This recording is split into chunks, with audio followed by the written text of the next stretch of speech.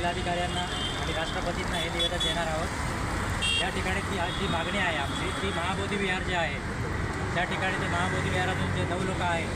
त्या 9मध्ये 5 लोक ब्राह्मण आहेत आणि 4 लोक हे बुद्धिस्ट आहेत, परंतु 4 लोक जे बुद्धिस्ट आहेत ते देखील ब्राह्मणांच्याच याच्यातून आलेले असल्यामुळे कम्युनिटीतून ते देखील काढण्यात यावे आणि त्या ठिकाणी संपूर्ण जी बॉडी आहे ती बुद्धिस्टांची असावी। परंतु या ठिकाणी जो कायदा आहे महाबोधी टेम्पल ॲक्ट 1949 तो जो कायदा आहे तो 1949चा आहे आणि आपलं भारतीय संविधान जे आहे ते भारतीय संविधान 1950ला आलेलं आहे आणि भारतीय संविधानाच्या आर्टिकल 13नुसार भारतीय संविधान सांगतं की जे कायदे जे होते पूर्वीचे ते सगळे कायदे रद्द करण्यात यावे असं आर्टिकल 13 सांगतं। मग जर आर्टिकल 13मध्ये जर पूर्वीचे कायदे रद्द करण्यात आलेले आहे तर मग बाबासाहेबांनी